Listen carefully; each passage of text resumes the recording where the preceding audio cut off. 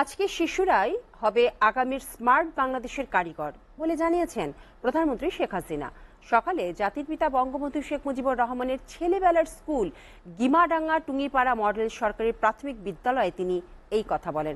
প্রধানমন্ত্রী আরও বলেন, ছোট শিশুদের স্মার্ট বাংলাদেশের জন্য প্রস্তুত করতে হবে। ছোটদের সুন্দর জীবন নিশ্চিত করাই ছিল বঙ্গবন্ধুর লক্ষ্য বলেও জানান তিনি। আরও জানাচ্ছেন তামান্না তাহসিন খান।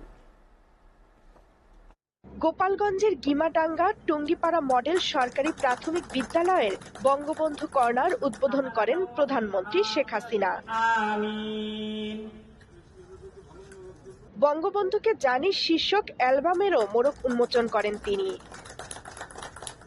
বাবার ছেলেবেলার স্কুলের শিশুদের স্মার্ট বাংলাদেশ বিনির্মাণের আহ্বান জানান সরকার প্রধান। ছোট্ট সোনামণি, তোমাদের জন্য দোয়া আশীর্বাদ রইল। তোমরা লেখাপড়া শিখে বড় হও, কারণ স্মার্ট বাংলাদেশ গড়ে তুলবো।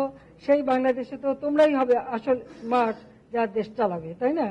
তোমাদের মাঝ থেকে হয়ে আসবে আমার তো প্রধানমন্ত্রী, মন্ত্রী, বড় বড় জায়গায় যাবে, গবেষণা করবে, বিজ্ঞানী হবে।